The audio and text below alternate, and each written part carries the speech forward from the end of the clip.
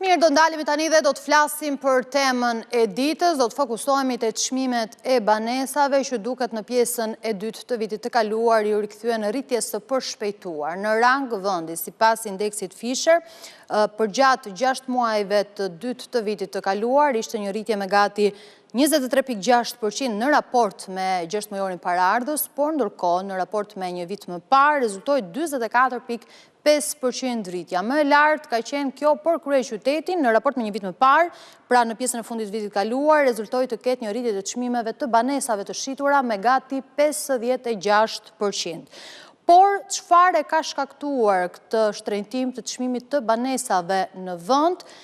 Kush janë edhe zonat që kanë parë dhe rritjen më të madhe, si pritet të jetë trendi në kryeqytet, por edhe në Bregdet, që duhet të ka patur një tendencë në rritje të çmimeve të pronave përgjatë edhe muajve të fundit vit kaluar, po do të shohim edhe tendencën që pritet të jetë përgjatë këtij viti, si do ndikojnë po ashtu dhe çmimet e referencave. Të gjitha këto çështje kam kënaqësinë që të diskutoj me zotin Dritan Ballgjini, ekspert për pasuritë e paluajtshme. Mirë se erdhët në Mani Report. Faleminderit për ftesën. Unë doja së pari, shifra duket që janë të larta, dyshifrore rritja dhe më e madhe se sa ishte shënuar në pjesën e parë të vitit të kaluar. Çfarë ka shkaktuar këtë rritje të çmimeve, të përshpejtuar, le ta themi kështu?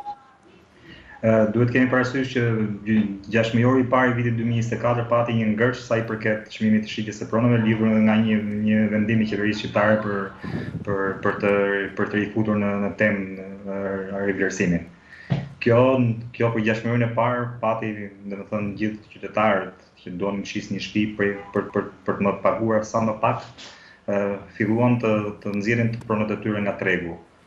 Faktikisht kjo nuk ndodhi dhe gjatë 6 muajit dytë ato prona që ishin për të shitur u shitën.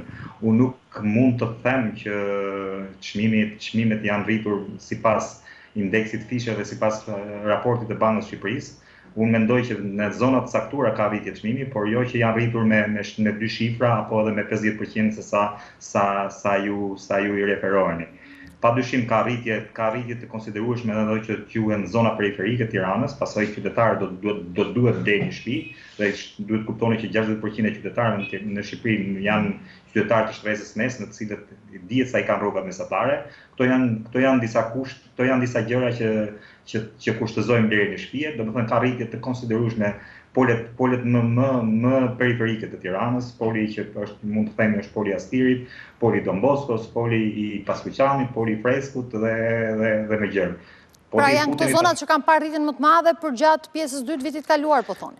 Po, janë këto zona dhe minimalisht në disa zona ke të qartësuara që janë mbi 20%, mbi 30%. Ndoshta edhe diçka më shumë duke u referuar polit fundit bulevardit të Ri ose siç pretendojnë që mund ta quajmë sot zona e Paskuqanit, ose zona e Freskut e cila ka një rritje të konsiderueshme, pasi qytetarët do duan deri në shtëpi. Ju duhet kuptoni që shteti shqiptar, qytetarët që vinë nga jashtë e tjera në kohë të caktuara nxjerrin dhe disa kredit buta, disa kredi për institucionet që duan patjetër që të fuqizojnë tregun e brendshëm. Dhe kjo në një farë mënyrë ka çuar në rritjen e asaj që quhet çmime. Pastaj po t'i kthehemi faktorëve të brendshëm, janë disa faktorë të tjerë, të cilat janë faktori i uljes së euros. Do të thënë, jo 1 euro para një viti ka qenë këmbyer më shumë se sa 1 euro sot. Mund t'i kthehemi rritjes së pagave të fuqisë punëtore, të cilat fuqia punëtore tani në këtë moment është bërë një plan i keq për investitorët dhe pastaj le të themi edhe cilësia e ndërtimit. Pra cilësia e ndërtimit dhe materialet e organizuara për ta bërë këtë ndërtim. Këto janë kushtet që i kanë rritur çmimet.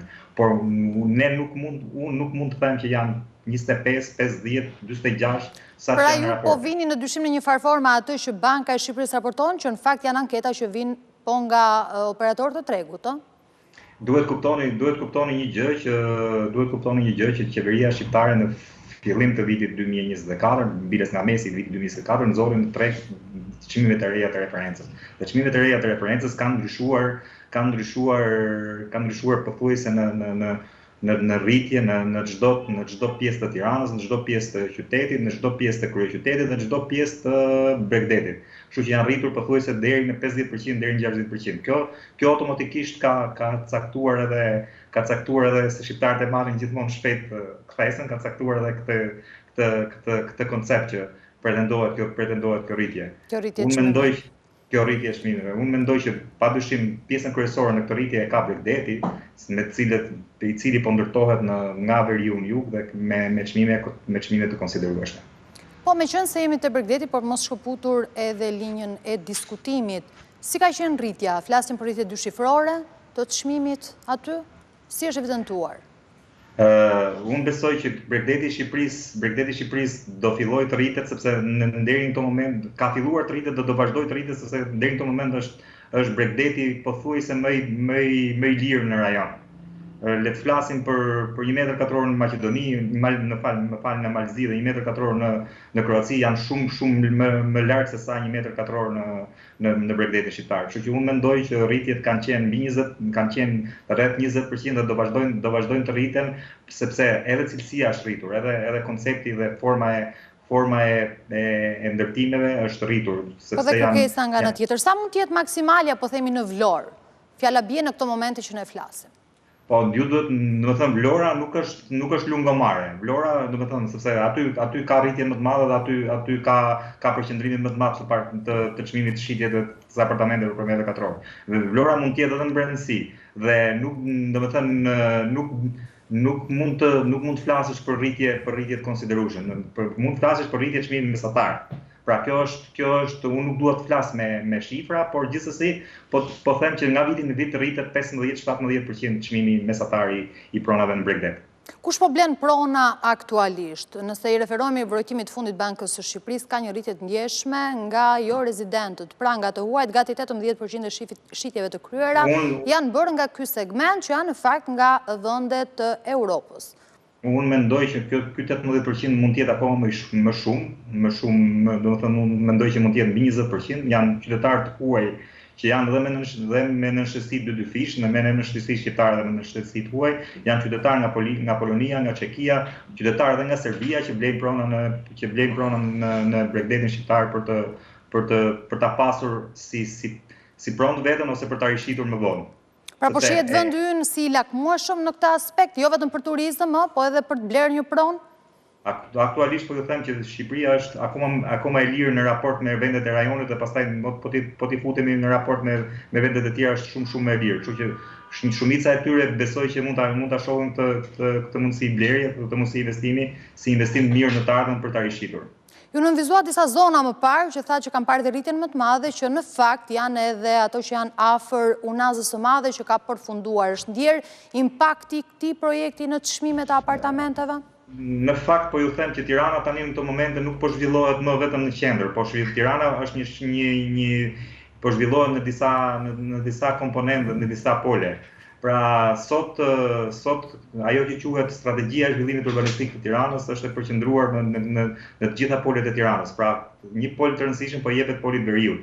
Një pol të rëndësishëm që këtu mund futet ajo që mund të thash Bulevardi i Ri, i cili kur nisi të fillohet ishte me çmim 500-600 euro për metër katror. Sot çmimet e kanë kaluar 1000 euro metër katror në ato të përfunduara. Në ato të papërfunduara pastaj mund kemi edhe diçka poshtë 1000-shes. Por gjithsesi është një pol të cilët gjithë qytetarët e shohin për të ndërtuar të ardhmen e tyre, sepse kjo është mundësia për momentin. Jo të gjithë kanë mundësi të blejnë një pronë në qendër Tiranës.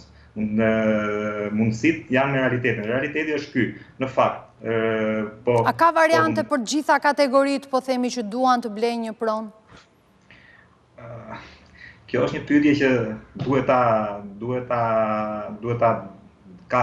merr shumë kohë për ta diskutuar. Unë besoj që shumica e qytetarëve shqiptarë deri në këtë momente, shumica e qytetarëve shqiptarë gjithmonë ka atë rendin që disa do rrinë me qira derisa të mbushin, derisa të plotësojnë dëshirat e vetme për të pasur një pronë. Unë besoj që shumica e qytetarëve shqiptarë që sot jetojnë në Tiranë dhe kanë një rrogë të mjaftueshme, kanë mundësinë për blerë një pronë, jo në qendër Tiranës, le të kuptohemi për këtë gjë, por në zona periferike. Tirana ta ofron të mundësi.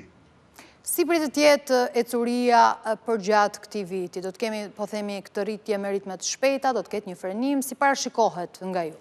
Në fakt, ne jemi në një stabilitet për sa i përket çmimeve dhe për sa i përket kërkesës për blerje, për sa i përket Tiranës. Unë besoj që kjo strukturë do të vazhdoj, por kërkesa është e mjaftueshme se kjo kërkesa është e mjaftueshme. Duhet kuptojmë tipologjinë e njerëzve të cilët duan të blejnë në Tiranë. Dhe jemi para faktit që është paraverës dhe shumë qytetarë do rikthehen në Shqipëri, qoftë për të votuar, qoftë për të kaluar pushimet.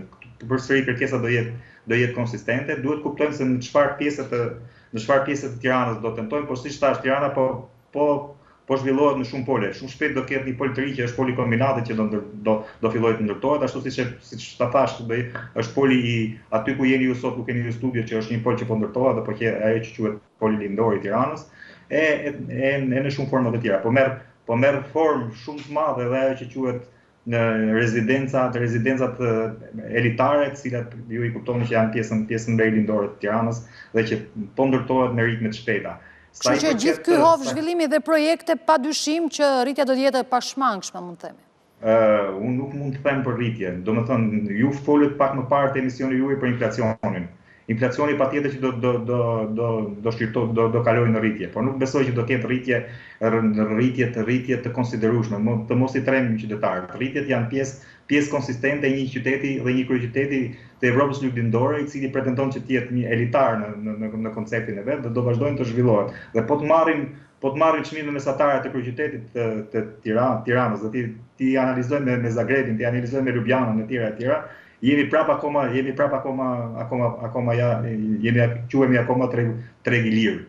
Duhet kuptojmë që si gjithë shqiptarët kudo ku jetojnë, qoftë dhe brenda vendit, qoftë dhe jashtë vendit, që kanë mundësi për blerë një pronë në Tiranë, do ta bëjnë ato, do ta blejnë për e para për të investime, e dyta për ta dhënë me qira, dhe e treta për t'u lënë trashëgiminë fëmijëve të tyre, duke filluar që nga universiteti.